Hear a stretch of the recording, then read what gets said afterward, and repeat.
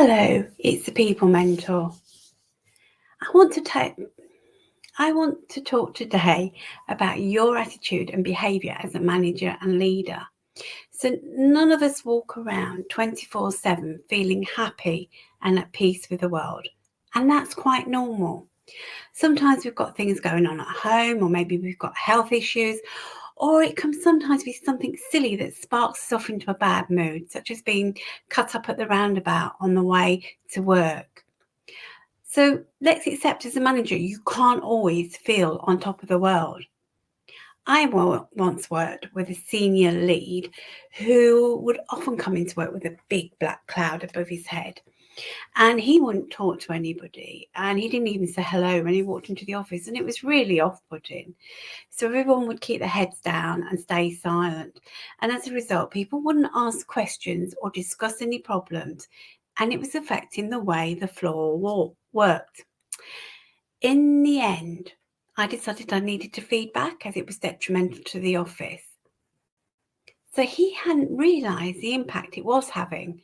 And once he realised, he made an effort not to let any personal problems create a cloud over all of us. So when you're not feeling positive about something, you have a choice. You can complain to someone else, worry or get frustrated, or you can take a pause and find some positives in the situation. So if you're not feeling great about something, a positive attitude won't just miraculously develop. You have to actually consciously work on the attitude you want to adopt. And then you need to think about the way your mood affects and your attitude and behaviours affects your team. So what impact does your attitude and behaviours have on your team? Have you actually ever reflected on this? As a manager, you set the tone for the team, and your attitudes and behaviours can have a major impact. As you'd expect, if a manager has a positive attitude, that's likely to be reflected in the team, and you'll see it when you go into the team. If you have a negative one, the pervading attitude in the team will be negative too. So ask yourself, are your team engaged? Do they often go the extra mile? Are people loyal, and do they want to stay? And if you're saying no to any of these, then you really need to reflect about what needs to change. And if it isn't, it could be down to your attitudes and behaviours as a manager.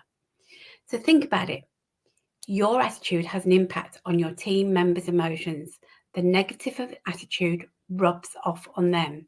They may be less committed to their work, which in turn can lead to disengagement, poor productivity, and high staff turnover. And that all affects your bottom line. The thing to be clear on is that managing your attitude is not about denying how you feel about something or pushing it down. Emotions exist for a reason. However, here are some things to think about. When you're feeling strong emotions, you can still feel them, but you don't have to let them bubble over. Instead, it's much more helpful if you can get to the point where you're able to pause and ask yourself how useful the emotion is. Will ruminating or focusing on that anger, that frustration, or that upset help you solve anything? Taking a pause can also help you to respond rather than react. For example, say that a team member has done something that has disappointed you or upset you. What is likely to be a better response? Brooding all day and winding yourself up until you fly off the handle and you say something you regret? Or choosing how to process how you feel in private so you can decide how to respond, or even if you want to respond at all? Another thing to seriously reflect on is, if you are a person who reflects, how long does that reflection take? And how does it show itself? I once had a manager who, when something went wrong, would spend days reflecting on it, and it would be reflected across the whole team.